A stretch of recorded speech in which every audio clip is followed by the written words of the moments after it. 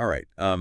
Let's dive into a story that feels like it's straight out of a classic Western film. Oh, yeah. A tale of bravery, ambition, and Right. ultimately, Yeah. tragedy. It's a good one. Today we're unpacking the life of George Armstrong Custer, Okay. a figure who, even over a century after his death, still stirs up debate. He sure does. A controversial figure, for sure. You get a fascinating stack of sources here. Historical biographies, Yeah, we've got a lot here. military records, personal letters, Uh-huh.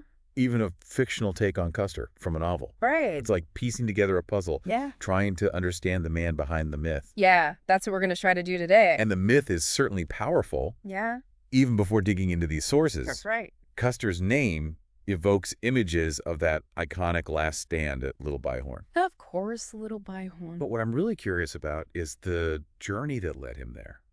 The making of the man, so to speak. Oh, that's interesting. Yeah, I mean, that's what we really want to dive into today, right? Not just the battle itself. Exactly. The- The man, Yeah. his whole life. And that journey begins, somewhat surprisingly, in rural Ohio. Uh-huh. Picture a young Custer, Okay. born into a family of blacksmiths and devout Methodists, soaking up both a strong work ethic and a sense of religious morality.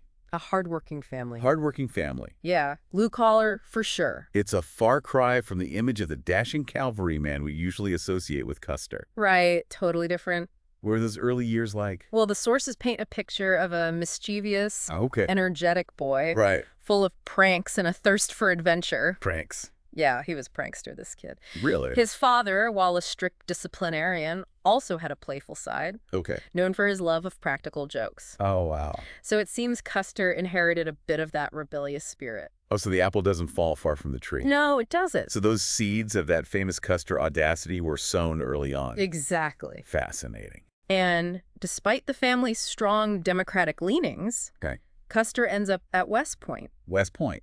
Yeah, thanks to a Republican congressman. Huh. It's a curious turn of events. Yeah. How did that happen? And some historians suggest it points to Custer's early knack for charming his way into, or perhaps out of, certain situations. Interesting. Okay. He was good at working the system, it seems. Okay. Now that's intriguing. Yeah. A young Custer maneuvering through the political landscape, Mm-hmm. landing himself a spot at the prestigious West Point. Right. He gets into West Point. What was his time like there? Let's just say West Point wasn't exactly a walk in the park for young Custer. Oh, really? His grades were, shall we say, less than stellar? Less than stellar. He seemed to have a knack for bending or breaking the rules. A rule breaker. Yeah, a bit of a troublemaker. Oh, so that streak continued. It did, and yet, despite numerous scrapes with authority, Okay. he always managed to avoid expulsion. Oh, well, I mean, come on. it sounds like he was a bit of a charmer even back then. Really? Oh, absolutely. Wow. The sources are filled with anecdotes about his boisterous personality, his love of pranks, Uh-huh. and even his tendency to serenade the ladies with poetry. Hold on. Poetry. Poetry, yes. That's not exactly the image that comes to mind when I think of Custer. I know, right? Yeah. It's another one of those fascinating contradictions that make him such a compelling figure. Okay. Imagine this. A young cadet, dashing and daring, Okay. wooing the fairer sex with lines like, Okay, let's hear it. I've seen and kissed that crimson lip with honeyed smiles overflowing. Oh, okay. Enchanted watch the opening rose upon thy soft cheek glowing. Wow. That's unexpected. Yeah. Not exactly Shakespeare, No. but there's a certain charm to it. There is a certain charm. A Uh-oh. little cheesy, maybe, but But beneath that charm, there were some deeper complexities, right? of course. I mean, we're talking about a man who came of age in a nation deeply divided over slavery. Right, the issue of slavery loomed large. And Custer's views on race reflected the prejudices of his time. Okay. His family, while opposing slavery on moral grounds, still held views that would be considered racist today. And Custer himself, while fighting for the Union, didn't necessarily view black people as equals. It's a stark reminder that historical figures, even those we might consider heroes, were products of their times. Right. They carried the baggage of their era's beliefs and biases. Exactly. We can't judge them by today's standards. Yeah, it's important to keep that in mind. Absolutely. Understanding that context is crucial to truly grasping Custer's story. Yeah. It's not about condoning those views, but rather recognizing that history is messy and its figures are complex. So we have this young Custer, mischievous, Uh-huh. ambitious, a bit of a rule breaker, Yeah. navigating a society, grappling with its own deep divisions. Right, a nation on the brink of war. And then comes the Civil War, Yeah. a crucible that will forge him into a legend. The Civil War changes everything for Custer. It changes everything. It's where he really comes into his own. Yeah, the Civil War really, I think, when you think about it, it really made Custer. It made him, yeah. Because it's here that we see the forging of his legend. He was a cavalryman, and in that era, cavalry charges were more than just brute force. More than just men on horseback charging into enemy lines. Exactly. Yeah. It required incredible horsemanship, split-second decision-making, and the ability to inspire your troops in the heat of battle. Right. Custer seemed to possess all of these qualities in abundance. He did, yeah. The sources mention instances where he had multiple horses shot out from under him in a single battle. Oh, yeah. It's hard to imagine the sheer chaos and danger of those charges. Oh, absolutely. Yeah. And it's in those moments of chaos that Custer truly shines. He thrives in the chaos. He does. Yeah. His bravery under fire, his willingness to take risks, and his uncanny ability to rally his men all contributed to his rapid rise through the ranks. And of course, he earned the nickname Boy General, right? He did. I mean, he was only in his early 20s when he was promoted to Brigadier General. That's right. Very young. That's incredible. Yeah, and that nickname, I think, really speaks volumes about the public's fascination with Custer. Yeah. He became a symbol of youthful daring, a hero who embodied the spirit of the Union cause. He's a symbol. He says Of the Union.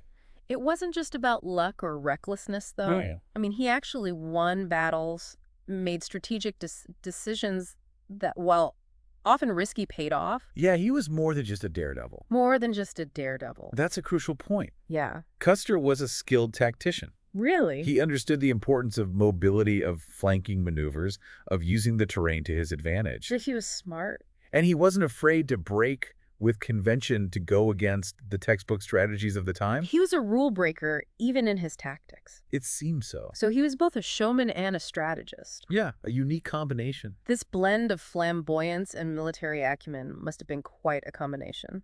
It was, and it's what made him so captivating to the public. He cultivated this image. Yeah. The long flowing blonde hair, the custom-designed uniform of black velvet and gold, the wide-brimmed hat worn at a rakish angle. That's an iconic look. It was all part of the Custer persona. Right. He understood the power of image, the way it could inspire his troops and intimidate his enemies. Absolutely. Yeah. He was a master of using his image to his advantage. But beneath that carefully crafted exterior, Okay. there was also a deep romanticism, Really? a yearning for adventure and glory.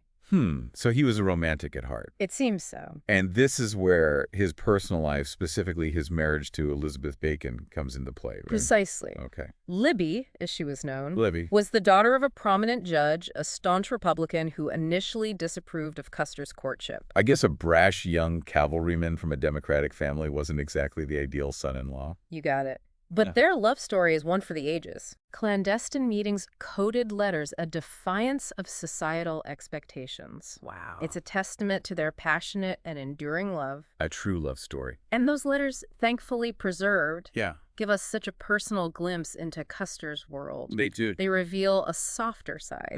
A man who, despite the rough and tumble life of a soldier, was deeply devoted to his wife. Yeah, those personal insights are so valuable. Yes, and they also highlight the complexities of his character. In what way? Here's a man who thrives in the heat of battle, who leads cavalry charges with a whoop and a shout, Right. and yet he's meticulous about his hygiene, even carrying a toothbrush into battle. He brought his toothbrush to battle. He did. Wow, that's a little surprising. A bit unexpected, right? Yeah. It's those little details that make history come alive. They do.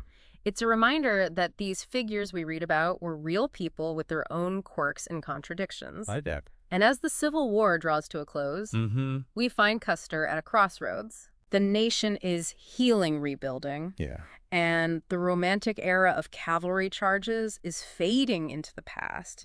Custer, the hero of that era, must have felt a sense of unease. Unease. A longing for a new stage to showcase his talents. A new challenge. And that stage would be the vast, an untamed American West. The American West. A new chapter in Custer's story is about to begin. A new chapter. One filled with both promise and peril. So we've got Custer, this Civil War hero, at a crossroads. The nation is healing, but the West is calling a place where the echoes of war drums haven't quite faded. What's driving this westward expansion, and where does Custer fit into this new chapter of American history? It's really, I think, about opportunity. A nation bursting at its seams, Opportunity. fueled by dreams of land, goals, and opportunity. That's the American West in the 1870s. That's it. Yeah. You have European settlers pushing westward, spurred by the promise of a fresh start. A fresh start. Yeah. You have the Transcontinental Railroad, a steel artery, pumping lifeblood into the heart of the continent, accelerating that expansion. Right. The railroad changes everything. It does. Yeah. And then you have the indigenous tribes who have called this land home for centuries, Right. seeing their way of life threatened. It sounds like a powder keg just waiting for a spark. Exactly. And into this volatile mix steps Custer, a man accustomed to the battlefield, Oh, boy. a man drawn to conflict and driven by ambition. But this is a different kind of battlefield. Totally different. He's no longer fighting a conventional war against a uniformed enemy. It's a whole new set of rules. New rules. Yeah. And Custer's views on Native Americans are complex, Very complex. informed by the prejudices of his time, Of course. but also by a grudging respect for their warrior spirit. Yes, his personal writings and letters reveal a man wrestling with conflicting emotions. Wrestling with conflicting emotions. He witnesses firsthand the brutality inflicted upon Native Americans, even expressing sympathy for their plight. There's a story about Custer seeing a black woman whose back was scarred from whippings. Oh yeah, a terrible story. He remarked that this was exactly the kind of cruelty they had fought the Civil War to abolish.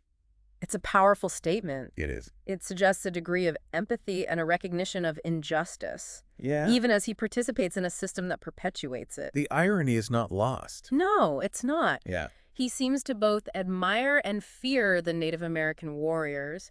He encounters acknowledging their courage and skill while viewing them as obstacles to the advance of civilization. It's tragic, isn't it? This clash of cultures, this collision of destinies. It is a tragic chapter in American history. And at the heart of it is Custer.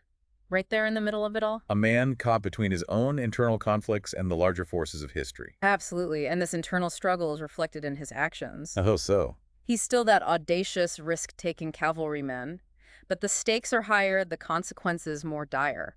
And the sources point to a few key events that foreshadow his eventual downfall. One is the Washita Massacre in 1868. It's a chilling reminder of the brutality of this era. A dark chapter for sure. Custer, leading the 7th Cavalry, attacked a Cheyenne village led by Chief Black Kettle. It was a devastating attack, resulting in the deaths of many Cheyenne, including women and children. A terrible tragedy. This event sparked outrage, with some conservative condemning it as a massacre of innocents. Understandably so. Even Custer supporters had to acknowledge the savagery of that attack. Yes, it tarnished his reputation and highlighted the moral complexities of the conflict. But it didn't derail his career. No, it didn't. He remained a popular figure seen by many as a symbol of American strength and expansionism. He was still a hero to many. But this incident reveals a pattern that will ultimately lead to his downfall. This willingness to take risks, to push the boundaries, combined with a perhaps fatal belief in his own luck. His luck couldn't last forever. And this brings us to the events leading up to Little Bighorn. The Black Hills Gold Rush had ignited tensions with prospectors flooding onto Lakota Sioux land, violating treaties and sparking conflict. Custer and the 7th Cavalry were tasked with forcing the Lakota, led by Sitting Bull and Crazy Horse, onto reservations. A recipe for disaster. It's almost Shakespearean, isn't it, these two iconic figures? Yeah. Custer, the flamboyant Civil War hero, and Sitting Bull, the revered Lakota leader, represent such different visions of America's future. Two worlds colliding. It's a clash of cultures of destinies, and tragically, it's a clash that Custer, despite his experience and his keen instincts, is ill-prepared for. He underestimated his enemy. He underestimates the size and strength of the Lakota forces gathered at Little Bighorn, right? He does. He's operating on incomplete information, driven by a desire for a decisive victory, for a final, glorious chapter in his military career. He's blinded by his ambition, his need to prove himself, and that blindness leads him and his men into a devastating trap. A fatal miscalculation. And so we arrive at that fateful day in June 1876. Little Bighorn. Custer, disregarding orders and driven by a belief in his own destiny, leads his men into a battle they cannot win. The Battle of Little Bighorn, a turning point in the history of the West. It's become a symbol of hubris, of the limits of individual heroism, and of the tragic consequences of westward expansion. A cautionary tale. And in the aftermath, the debate over Custer's legacy rages on. Was he a reckless gambler, a glory seeker, who led his men to their deaths? Or was he a victim of circumstance, betrayed by faulty intelligence and overwhelmed by a superior force? History is full of such questions. These questions are as relevant today as they were over a century ago. As we've explored Custer's life, we've seen a man of contradictions. He was brave, undoubtedly, but also flawed, capable of great compassion and also capable of inflicting great harm. He embodies the complexities of a nation grappling with its own identity, its past sins, and its uncertain future. A mirror to his times. And his story, even in its tragedy, compels us to confront those complexities, to grapple with the nuances of history, and to understand its figures not as saints or villains, but as human beings, driven by both noble and flawed impulses. It's a reminder that history is never black and white. It's a reminder that history is not simply a collection of dates and battles, but a tapestry woven with human stories filled with triumph and tragedy, ambition and regret. Thanks for joining us on this deep dive into the world of George Armstrong Custer. We hope you'll continue to explore these questions and challenge the easy narratives, seeking a deeper understanding of the past and its enduring relevance to the present.